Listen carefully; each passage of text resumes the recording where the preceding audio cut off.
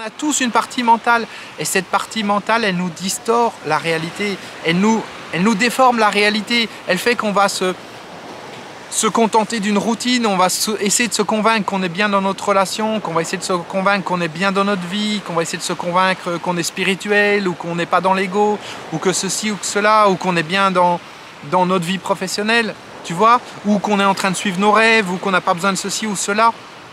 Mais tout ça, c'est pas la réalité. C'est juste la réalité que le mental met devant nos yeux. Et si tu n'as pas quelqu'un pour te challenger au quotidien, si tu n'as pas quelqu'un pour te challenger, tu verras jamais ça.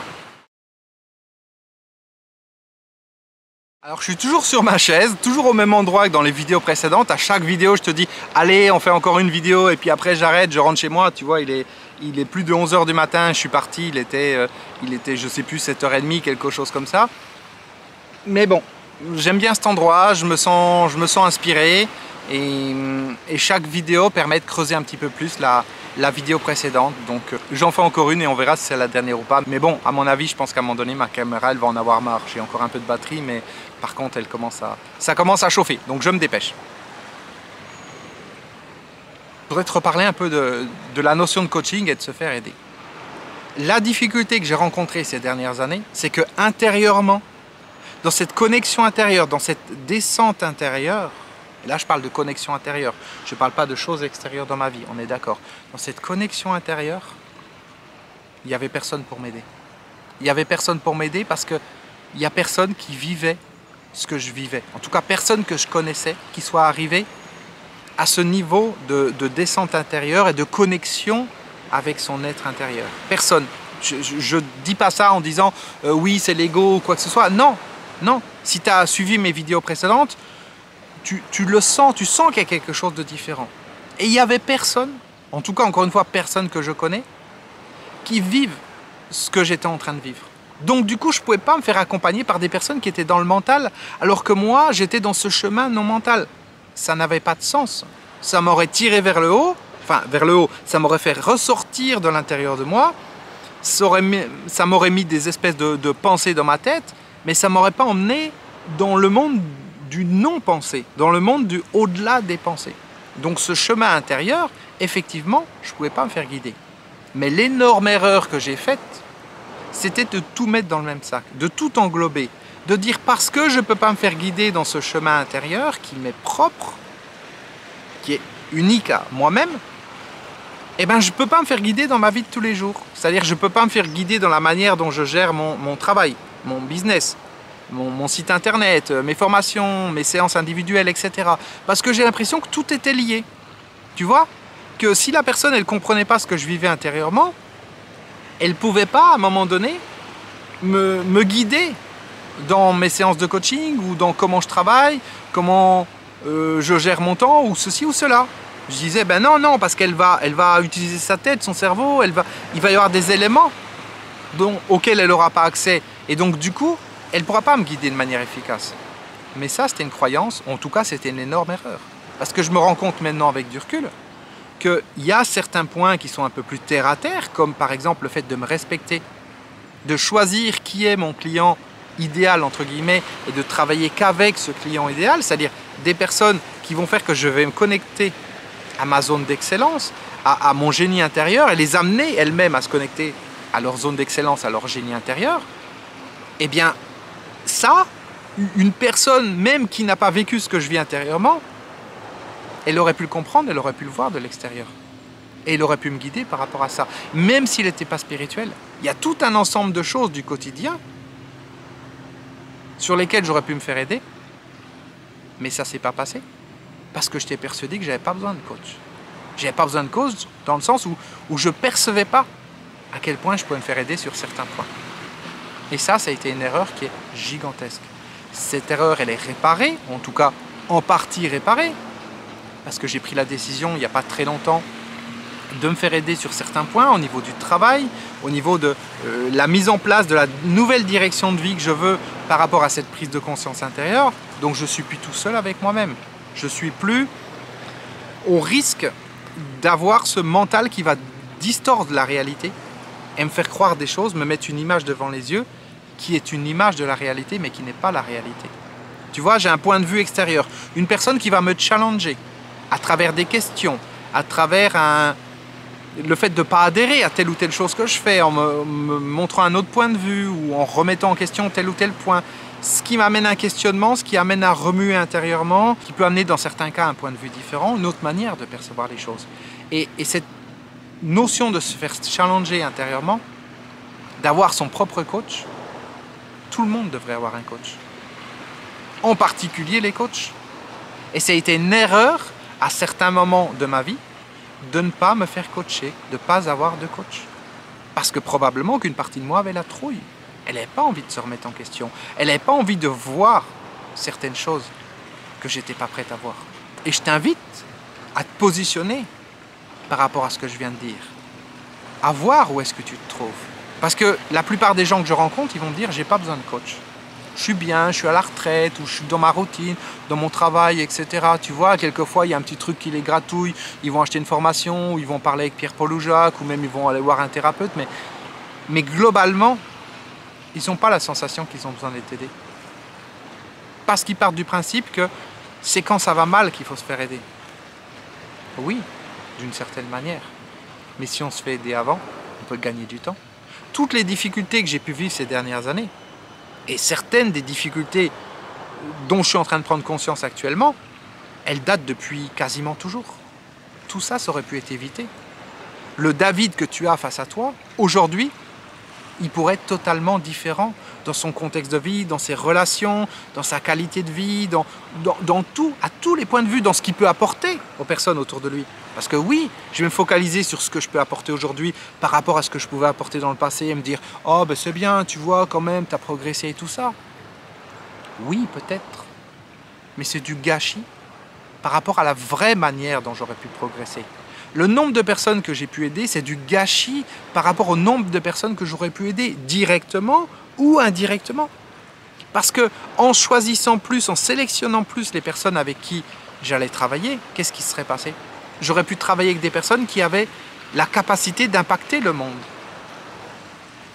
Et en aidant ces personnes à découvrir leur potentiel intérieur, à se connecter à la magie qui est en elles, ça aurait pu avoir un impact dans le monde. C'est pas juste moi qui aurais eu un impact, c'est tout un ensemble de personnes qui auraient travaillé avec moi, qui à leur manière auraient impacté le monde aussi.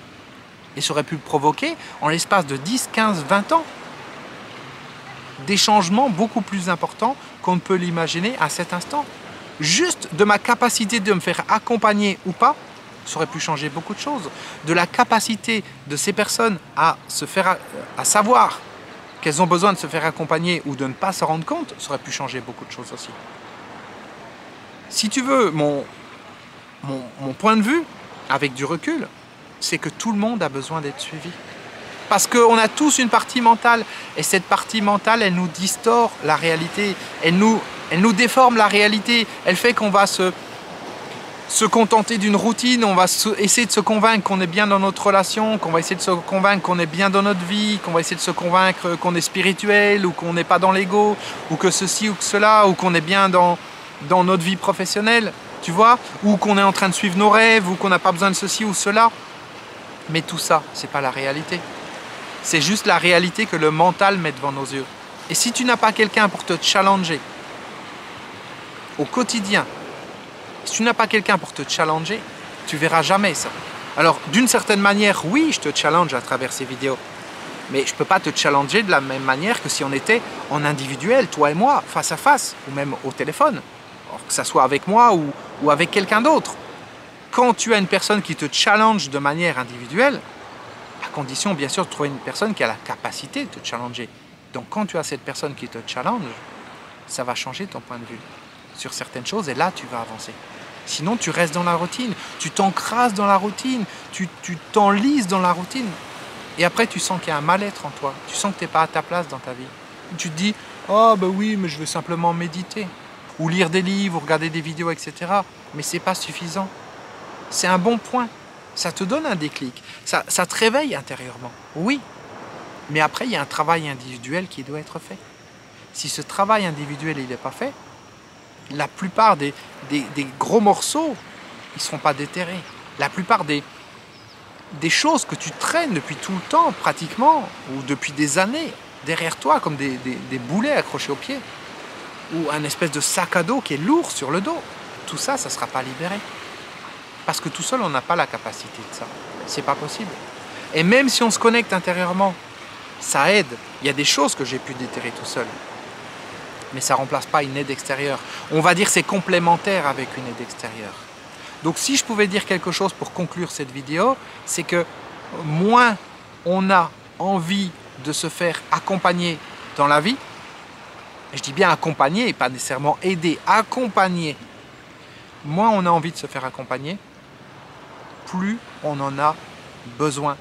Et ça devrait être quelque chose qui est dans l'éducation, que chaque personne ait un coach, que chaque personne ait quelqu'un pour l'accompagner.